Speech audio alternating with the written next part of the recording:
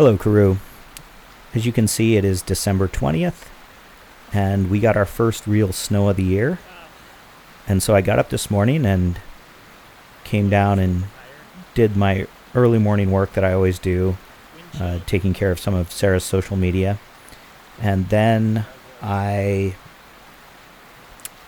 and I went for a walk in the snow.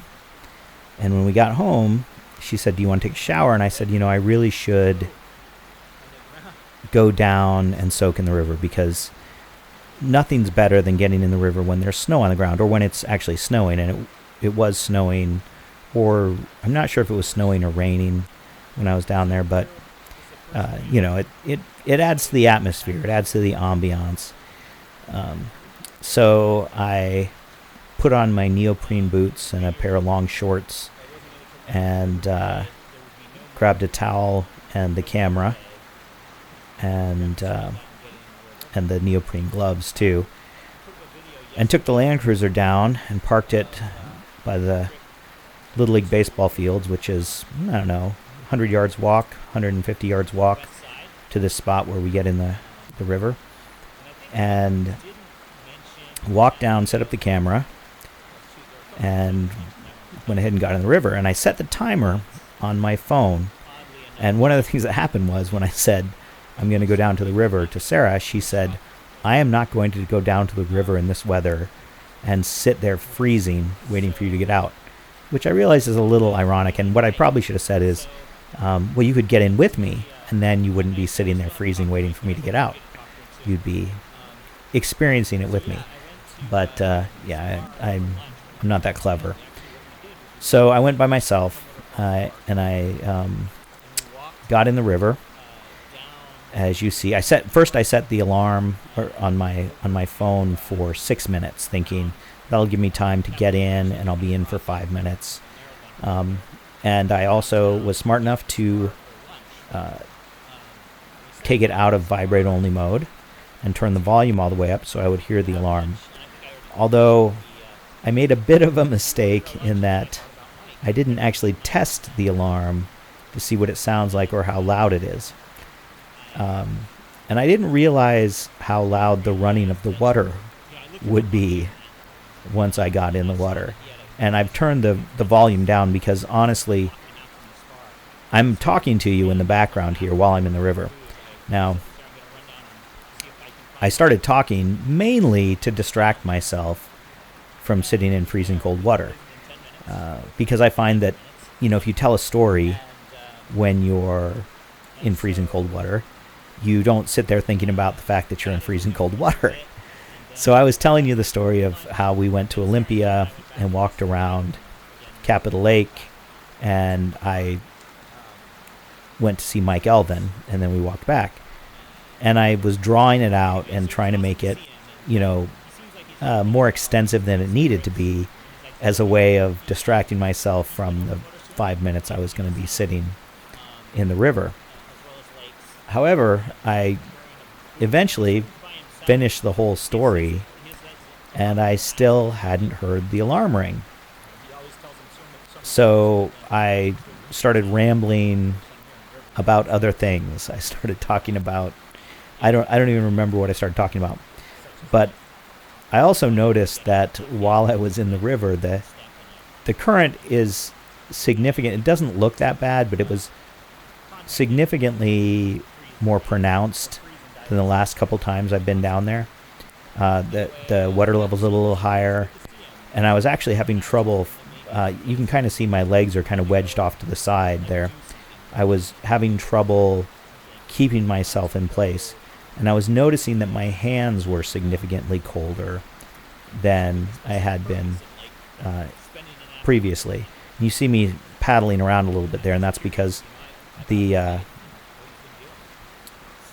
current is pushing me downstream.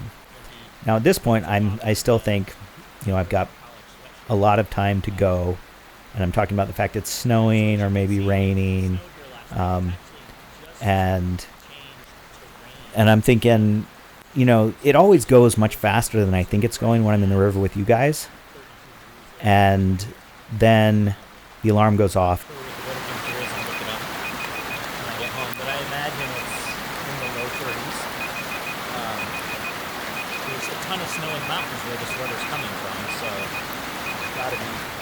So you can tell I'm still rambling along here. I can't hear the alarm. I don't know that it's going off. And I'm thinking, I don't want to get out before the 5 minutes are up, because that would be a weenie thing to do. And I would feel like I'd kind of failed if I did that. So I just stayed in the river. And as you'll see, I'm basically going to let this video run until I got out, which it ended up being about 15 minutes. So the total length of this. And you know how I always talk about, when I've soaked in the river with you or when I've gotten out, I've never had the shakes. Like, I know you and most people, when they get out of the river, after 5 minutes, you start warming up and you start shivering violently. And I didn't exactly have the shakes, but I had slight tremors when I got out of the water here.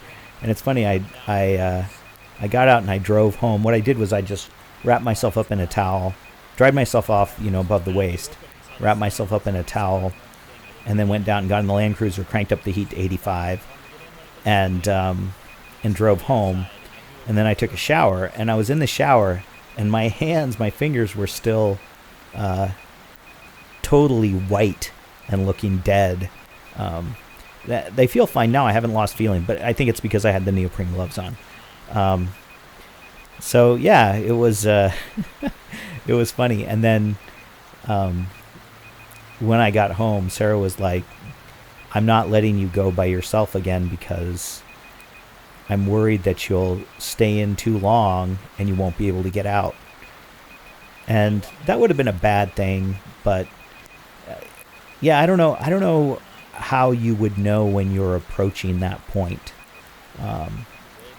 I suppose you'd have to do it through experience, but I never felt, the whole 15 minutes I was in there, I never felt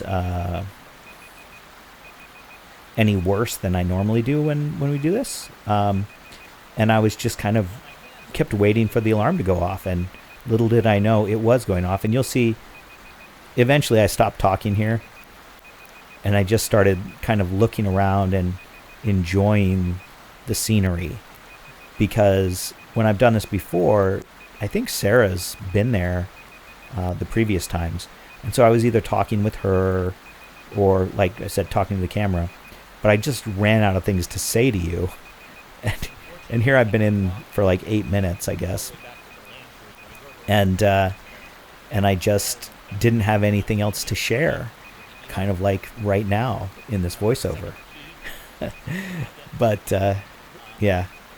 So, there's still another like 7 minutes of this left. Maybe longer. That you can watch. And the funny thing is, I'm probably going to stop talking here because I just am tired of it. And if you want to keep watching the video, you can.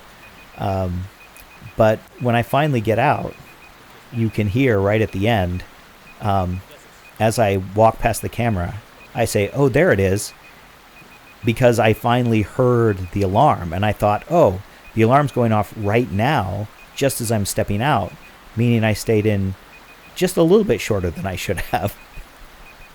And then I looked down at my phone, which was sitting there on the ground, and the way the alarm works is it counts down and then it starts going negative, and it was over -9 minutes when I looked at it. So it was like 9.5 minutes negative, and so yeah, I didn't realize that I was in there the whole time. But I did, after this much longer than expected soak, have some of the symptoms that I think often you have when you're shaking violently. I never shook violently, but my jaw was trembling a little bit. I felt that tension. I felt the muscles. Actually, I could feel my legs quivering. If I touched muscles on my thigh, I could feel them quivering. But it was funny, my hands didn't shake at all. And I came home and I jumped in the shower first, and then I got a cup of hot tea afterwards.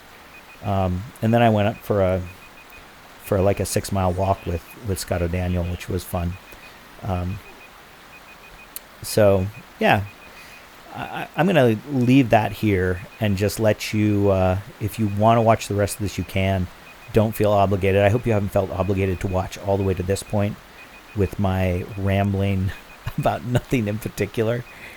But that's my story. I'm sticking to it. I hope you're doing well, and I hope you're enjoying your time in the Mississippi River. Catch you later.